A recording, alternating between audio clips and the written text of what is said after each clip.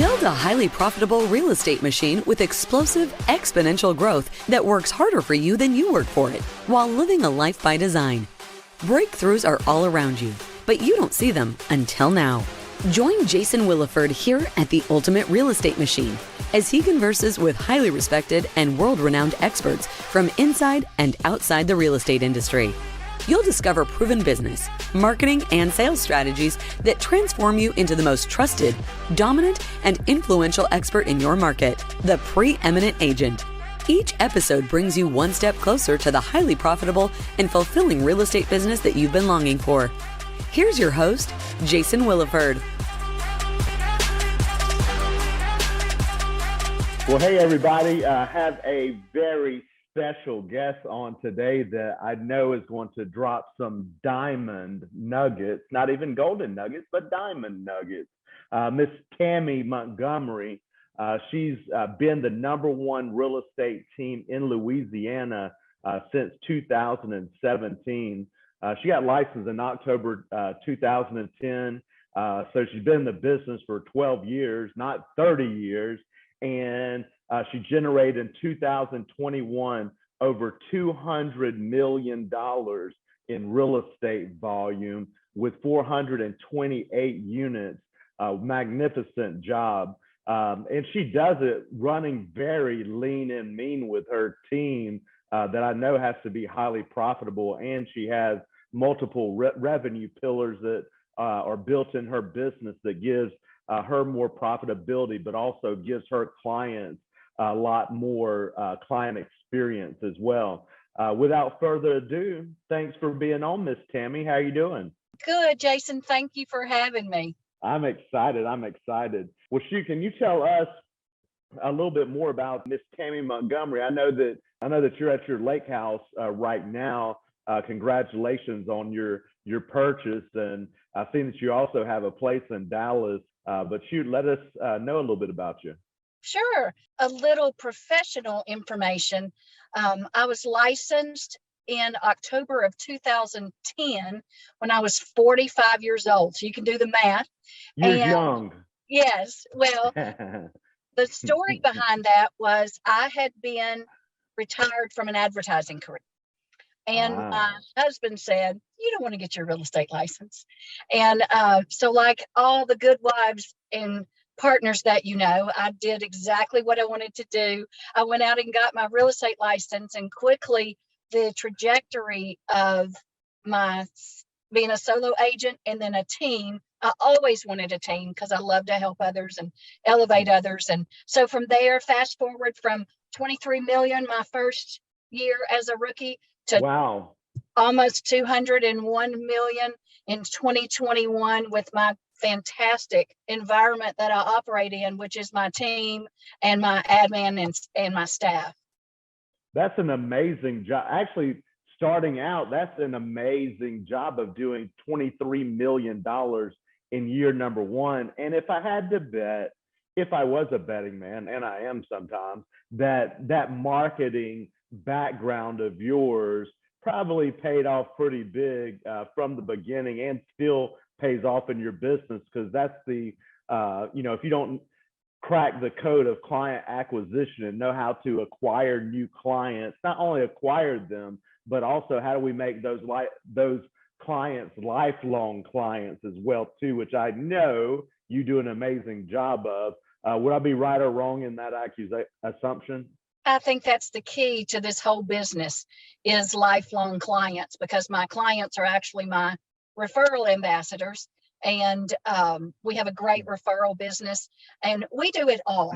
We do online leads. I pay for leads. We do referrals.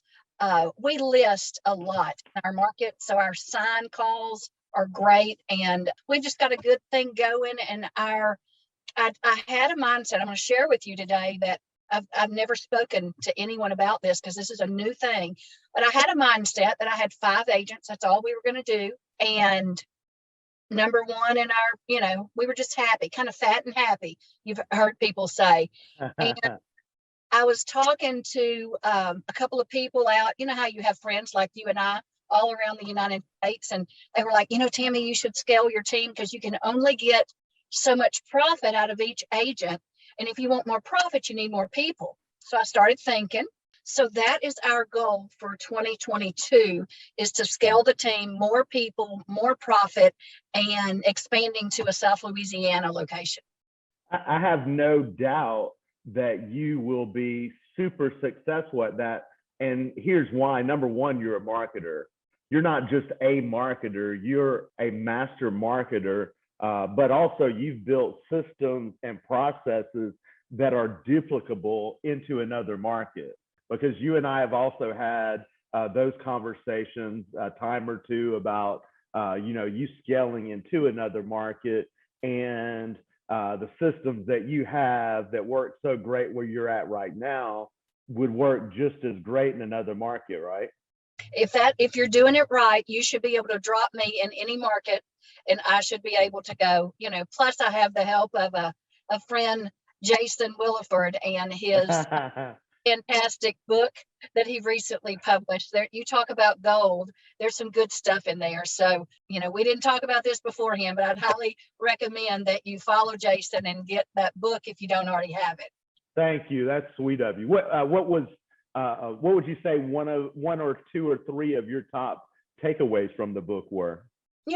There's a lot about marketing. It aligned with my business principles and values so much, because you come from such an area of contribution, and we operate from an abundance mindset, not scarcity, so that there's plenty for everybody. And I think that's part of something that you always, that's your value too. And we also, I put that over onto my team members, that I let them make money. I give them opportunity. That's one thing that team leads, I think, sometimes stump their toe, because they vet their leads. They don't give their team the good stuff. So cherry pick. Yes, they do cherry pick, and I don't cherry pick. Yeah. You get what you get, Love it. And now that we go into it, because I knew you would be amazing at this, and it's amazing how much that you get, like over 200 million in business. And wait till the listeners hear of how many agents you have that do that. How many? 5. 5 agents. Yeah. 5 agents. Are you out in the field too? I do some listings. I don't do any buyers, and I do listings that, that's another one of my strategies, is to build the brand so that I can continue to step back. So we're in the process of doing that. But yes, I am in production. I love it. And that's, being in highest dollar producing activities. And I talk about this a good bit, that the top 3 for an agent: number 1, a listing appointment; number 2, negotiating a contract; number 3, prospecting. But for a team leader, the top 3 activities are: number 1, strategy; number 2, marketing; and number 3, innovation. And that's, I'm tearing out from Tony Robbins' Business Mastery Playbook, those 3 top things that an entrepreneur, the leader of a company, should be doing, per Tony Robbins. And what is your, do you know what your average agent, like how many homes they sell per year, approximate volume, what their net profit approximately is? They're all fairly equal. Of our 428 units, 212 were listings, and the balance was, so it's almost 50-50. They service the majority of those 200 plus buyers. They do bring listings if they have an opportunity. And so between the 5 of them, we've got anywhere from 24 units to about 50 units per. Nice. So they're making, if you kind of want to talk about money, they're in the 150 to 250 a year. Wonderful. Amazing. Because, and I think a lot of the general public thinks that real estate agents, they're all rich. It's kind of like they're just all rich people and they make so much money. But the facts are that is not the truth. The latest report that came out per NAR stated that the average realtor I think it was just over $42,000 gross per year, with over $5,000 in expenses, which brings the average net to around $38,000 per year. And that's realtors. If we talk about all licensees, it's probably around $20,000 to $25,000 net income, and your agents are netting $150,000 to $200,000 per year. So you've changed some lives in there. Do you mind if I ask, like, can you give an example of where one of your agents were prior to joining your team? Like, where were they in life? Like, was one a hairstylist that, you know, made 30 or 40 a year, and now they're doing 200 a year? It's amazing. I have story after story, but I'll tell you two. One was a nurse making around 60 grand a year.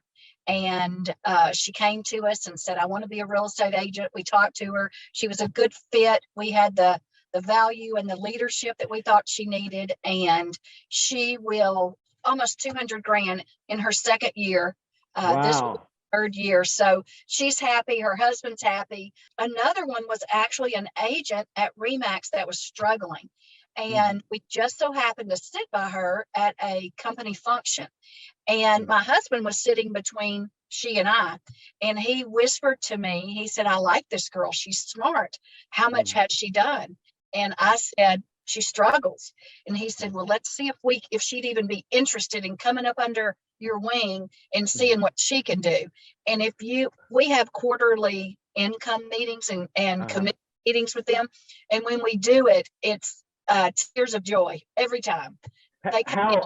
How did you take that struggling agent from mediocrity into greatness? Well, this is what I feel like agents need, especially on a team. You know, I'm very pro team, especially with new agents. I think they need to get their start so that their learning curve is not so steep. So with a new agent, we want to make sure that they're included. You know, believe it or not, agents don't go to or leave brokerages. Money is like the least motivating factor of all. They want the leadership and the value. So that's what we offer them, from the technology to the training. And when I talk about inclusion, I always tell people, I said, we love on our agents. If they're sick, the sick box. If their birthday, flowers. If they're struggling, we make sure that we bring them, we call it the struggle bus, and we get them off the struggle buses quickly. So we're transparent. There's not a special deal for you and then a different one for the next one. Everybody has an opportunity to excel. And I think that probably the most important thing, and I don't call it goals, I call it commitments, because I have a commitment to them, and they have a commitment to themselves, which some people call goals. I like commitment better, but our commitment to them is success.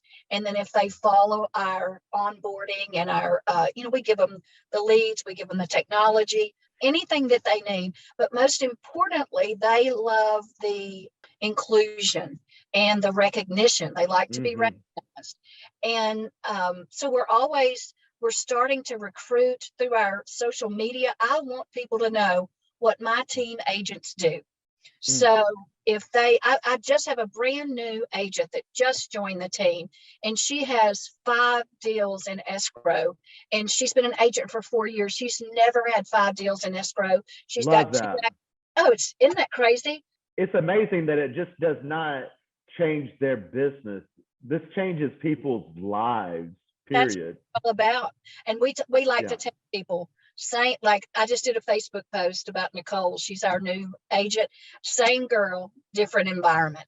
You know, she just needed some confidence, and she needed support, and she just needed somebody to look her in the eye and tell her, you can do this. Let me help you do this. Yeah, and that is the topic. This episode is agent attraction and retention, because it doesn't matter how many agents you attract if you don't retain them.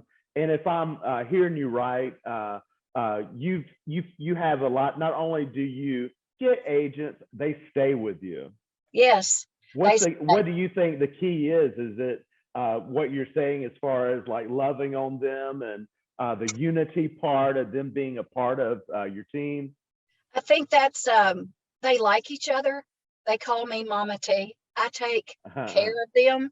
You know, we've been I've down. seen that on social media, on your Yeah, social media. they do. That's what the industry calls me in my industry, because it's not just team agents. It's our, you know, we're all in this together. So I think the retention is because we let them make money and they know that everything's transparent. Like recently, I had a past client call, and anything over $1 million is luxury in our market, and there's not many Mhm. of. So I had a 1.375 buyer, and it Mhm. was Jennifer's turn for one of my, you know, I try to be as fair as I can about my The call. rotation. Yes. And so anyway, I called her and I said, hey, you go show my friend this house, and, you know, 1.275, bam. That's what it sold for. And, you know, right before Christmas, it was just one of those, and they know that they know the good is coming from what they do, and then from what we're going to give them. Love So it. And I know by your numbers and how much business that your agents do and the culture that you have, you don't just hire anyone. What are the standards that you have for someone to be on your team? I'm a little different. I don't care what their disc is or their Yeah, I personality agree. profile. A lot of people push that. I don't care. I like to meet them, and if I like them, they're going to get a chance. They're going to get a chance. What I, kind of qualities do you like? I like somebody, like when they come and interview with me, probably the first thing, I like them to look at me and talk to me. I like the twinkle in their eye. I like Mm, to know, do you want to make more money or do you want more time? Because I can help you with both. And mm. I just get them talking. And at the end of that conversation, I'm like, you know what? I like Jason Williford. Let's get him in here and see what he can do. And Are we you get, hiring me? yeah, come on. You want to move? Pack So my stuff and move to Louisiana. Go ahead. I apologize. no, you come on. We don't, I have a little bit different philosophy about, we don't have a number of calls that they have to make. You know, to me, a great real estate agent is not a call center employee. So you can hire ISAs and VAs for that. So Is that part of your team makeup? Do you have ISAs? we have one, and we use him seasonally. And inventory, our market, we've never been in a seller's market in my whole career until the last 2 years. So where we generally carry 100, 110 listings, we're down to about 35. Oh, wow. Yeah. So anyway, he helps with drumming up listings. I just don't think that model works for us, because that's not where we are. We don't cold call. We don't circle dial. I know how to do all of it. I've done all of it. Because you're a And marketer. yes, so there's nothing. Attract business versus chase it. That's it. And so we let someone do those cold calls and nurturing calls for us. We have a great CRM, and I just take care of them. I check on them every day, and by text or by phone call. What are, during the interviewing process, what are turnoffs to you? If they start telling me that they only want to work, they need off at 2:00 every day, they don't want to work the weekends, I'll meet them where they are to an extent, because we only hire full-time agents. All of my agents have kids except one, and they're all at that age where they are self-sufficient, 13, 14, 15 years old. That's helpful. And because, little kids require a lot of mom and dad time. And so, not that kids are a turnoff, but it's a good, my youngest agent's 32. My oldest one is probably mid 40s, and they have supportive husbands. It's pretty much a requirement that I speak to the husband to let him know what kind of commitment that their wife's about to make. I did that too. I implemented that as well. And what I learned through the years, just as much about their professional and personal development is what I found out, and that was just a couple of years ago, just from doing a lot of interviews. And really, when I'm interviewing, I want to not look after Jason's best interest. I'm looking after the best interest on that of that person on the other side of the table. And quite honestly, when I'm done interviewing, only about 50% of them are going to be coming to the team. And the other 50% are going to say, hey, man, you know what? I appreciate it. This isn't for me, but I appreciate you being honest with me, because these are these people, not just them, it's their family they're having to support. And it's and one issue that I had early on in interviewing, because I do come from a strong sales background. So guess what? I would unintentionally go into, subconsciously, while interviewing, I go into sales mode. Sure. How great we are and what we can do for them versus, a true interview, digging in, to see if they are going to be committed. Like you talking about being committed, you're either committed or you're not. You're all in or you're not. And what do you for? What kind of, I always tell them, if you got on the team today and we fast forward a year later, what does that look like to you? What have you been doing for a year? And it's easy for them to say, oh, I've made $100,000, I've made $150,000, because we do work for money, obviously. But a lot of them, like I said, you worked your tail off in real estate. You are not given anything if you netted or even grossed $150,000 in real estate. You have worked, and I have. Worked. In my first year, we spoke about me doing 23 million, and I have cool stories. But the main thing was I had this favorite pair of black shoes. And one day I'm sitting there with my feet propped up, and my husband's like, Timmy, you have holes in the bottom of your shoes. And I took them off, and he put them in a bag, and he said, I'm keeping these forever. And I'm like, no, those are my lucky black shoes, Anyway, those are lucky black shoes. They were. And I think it had more to do with the woman inside of those shoes, but anyway. That's it. But I wore the soles off, and I always tell them, if you really, especially when you just hit the ground, I wasn't from here. So I didn't have the church, the high school, I didn't have that sphere to come in. I was brand new. I was pulling them over at the country club when they let their dog out to pee, saying, hey, you got a license plate from Illinois. What you doing in Louisiana, and selling them houses. And it was, I worked 14 hours a day. I literally, when I got up, I went and hit the new construction neighborhoods. And when I got home, I started putting them in a CRM, which truthfully, my CRM was a piece of paper and pen. It wasn't even a Google spreadsheet. It was paper and a pen.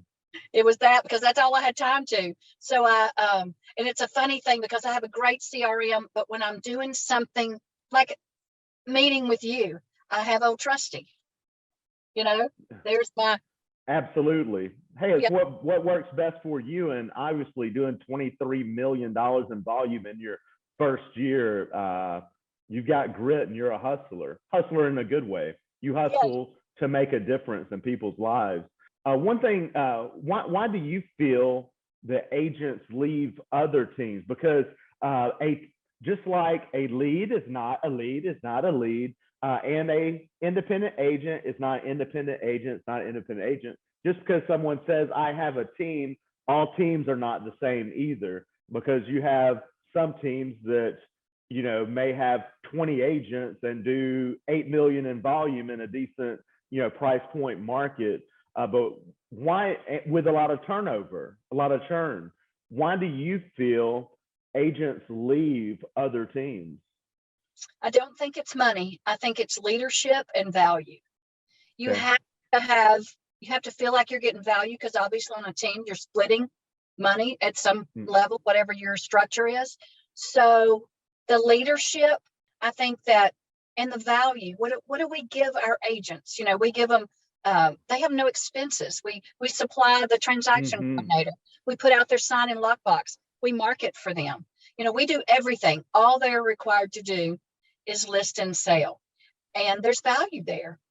It's in the book. It's, and I can't remember exactly how I wrote it in the book, but Abraham talks a lot about having upside leverage and having as little as possible or no downside leverage. Now, what is downside leverage? Downside leverage is expenses, it's the risk, it's all of that stuff. The upside is the reward. So upside reward, downside risk. And really, to be on a team, an agent on a team, even though you're paying back splits, you have very little downside and all the upside. Like probably how you have your structure set up for your team, there's probably not too much risk for the agents. Heaven forbid if something just automatically crashed in the world or the economy or in the market, that they're not left holding the bag, right? If it's out of our control, that's one thing, but any other thing than that we've got their back and they know it. And I think that to bring that back around, I will actually call, like if I found out Jason moved from broker A to broker B, then I'm going to call him a month or so in and say, Jason, I know you left. Would you just kind of tell me why? Because I want to know, make sure that we don't duplicate. And it's almost always, rarely money. It's usually acknowledgement, the recognition, and they feel like that they say this over and over. They weren't doing anything for me. Do you feel a lot of time it came back to communication and misunderstandings? I do, because I know some of the brokers that they left would be more than willing to do anything for them, but that line of communication was broken at some point, and you got to check on people. People need to feel like they're a part of something bigger than themselves. That's important. And a great structured real estate team, they've got that inclusion. They feel like they're, they may do, the girl that we just brought on wasn't doing $1 million a year. She'll do over $1 million this month. And she just felt like she was just out there floating. I think that's why so many real estate agents fail their first couple of years, is because they don't know what to do. They don't know what to do.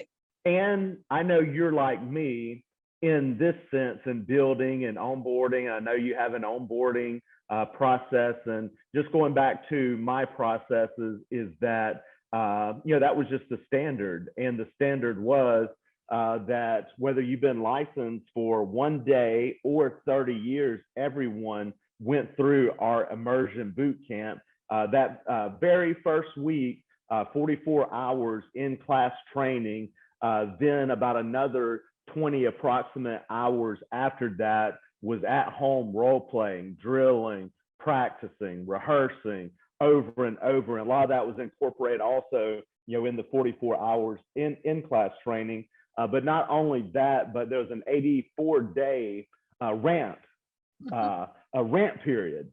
Sure. In their first year, theoretically, because it's kind of hard to track, but theoretically, and the agents know and knew this, that they grew in their first year what it would take for them to do 7 or 10 years by themselves. Yes. And that's invaluable. And another thing that I think is important is your principles and your values have to be clear. And so what our agents know is we expect 24 transactions a year out of a minimum. And not the first year. We'll give anybody the first year. But at the end of, say, the second year, if they don't meet those requirements and there wasn't, and we've done our part to get them there is, I'm not the bad person to say, I think that you would be better off somewhere else or whatever, because they already know it's coming, because our principles and our values are spelled out. We have an operating manual. Everybody signs it. And, I think the clarity and confusion when agents leave, a lot of times they're also confused. They just need a straight path and a lot of communication. Absolutely. And I had a friend that said this in a mastermind one time, and I won't forget it, but he said, and it came from a book that he read, but he said that expectations without an agreement is a dream. Like you and I in our relationship, we could have expectations of each other in our own mind without any agreement, and we can be expecting things from each other that we never agreed upon. And same thing goes back to you and your husband, which sounds like you have an amazing husband, by the way, amazing relationship with each other.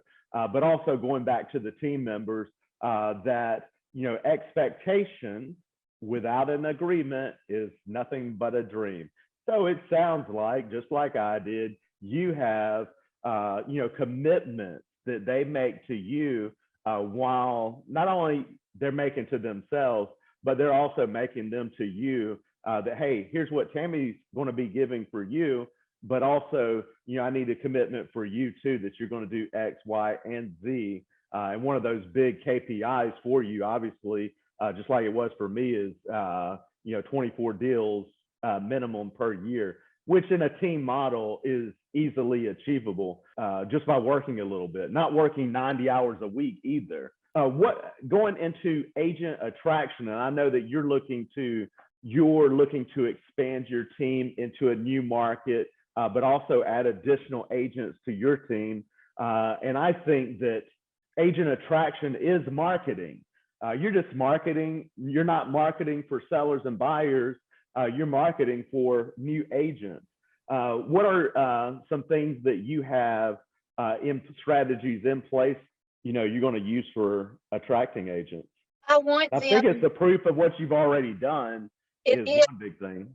yes, I want them to look at our social media.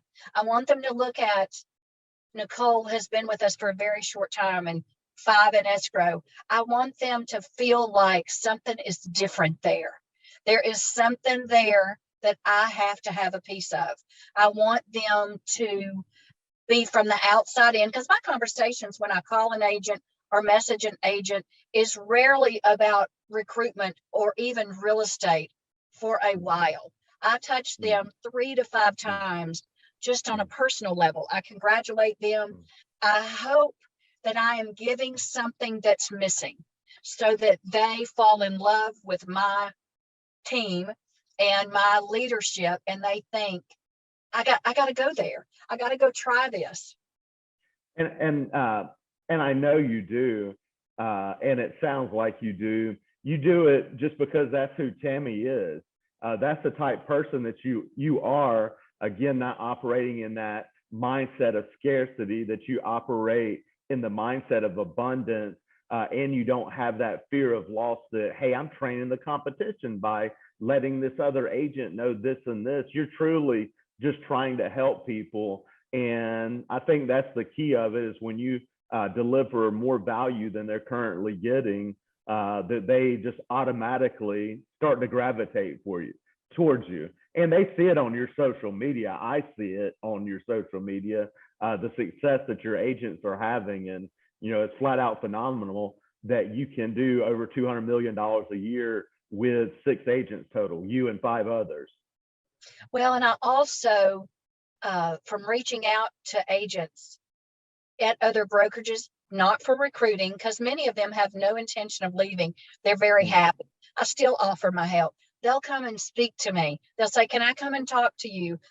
You know, and sure, my door is always open. So agents from other brokerages that have never had any intention of coming over to my team, they just want some good, where'd you come from? How'd you do it? Advice.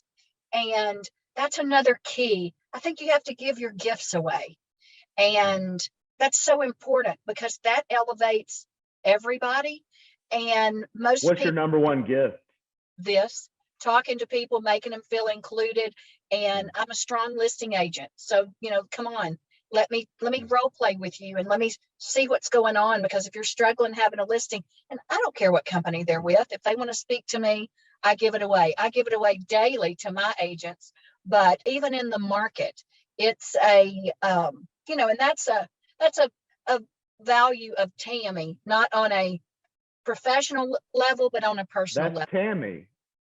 That's That's just who Tammy is. Yep. And I've never been to, how do you pronounce Bossier City? Bossier? Bossier City. Bossier City. Yeah. Never have I been there. But again, if I was willing to bet and I went there, I would bet that not just your agents on your team and not just the agents at Remax, but I would bet that many of the agents in your marketplace, no matter what brokerage they work under, have respect and love for you. I would sure hope so, because I sure do pour into all humans, not just, on my team, but some of the agents that have left Remax, I have 2 Remax agents that left my team because they actually were doing so well. They wanted to go out on their own, and we support that fully. And I talk to them 2 or 3 times a week. They still call me for guidance. They still call me to share their wins. And when you've got other agents that you have no benefit from calling you to share their wins, that's when you know how they feel about you. They want me to know. And I think that's just from, maybe, I don't know, from parenting 2 kids or whatever, just pouring into people just outside of a professional level, just on a human level. It's so important, and it's gratifying to me. That's why I get up every day and go to work. And that's why I want to grow a team. And I say for profit, yes, it's a great thing, but it's more for you than it is for me, because I want to see more. My agent that left that had done so well this year, he was a cop in Bossier City making $35,000 a year. And when he left, he was making $250,000. I mean, wow, life changing. that's amazing. It's amazing. I would guarantee you. Well, I can't say I would guarantee you. Again, I would bet. I don't know why I'm stuck on that one this episode, but I would bet that that gentleman probably never fathomed in his entire life that he would be making $250,000 net in a year. Net, not gross commission. Net. There's a huge difference. There's a huge difference. The net. And I think it's easy for agents to get drunk off of gross. Sure. Because we see that a lot with teams. I'm sure you've seen that a lot in your years that, we did X amount of, we sold X amount of volume this year and did X amount and did Y amount of commission. But then you also know behind the scenes that there wasn't much profit there. No, their profit and loss was horrible. And that's another thing that we try to get our agents to invest and save, and because love that.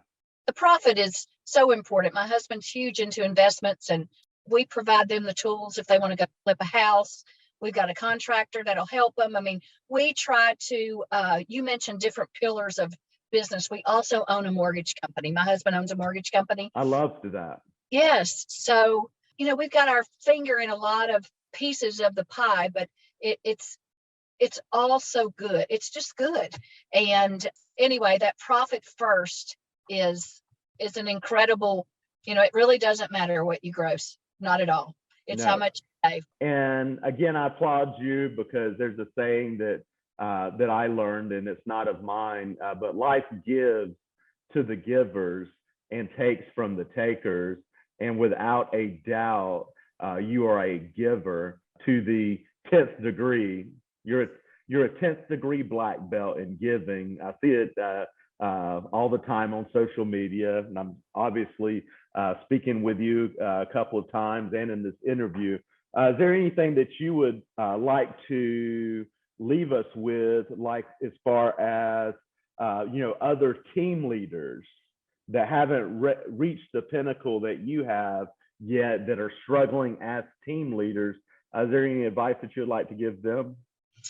Continue to recruit, and that's probably the number one. And if they want to hopefully watch my business growth, that we're expanding that in South Louisiana, but recruit the people that it's a two-way street. We talk about communication and value. They give to me, I give to them.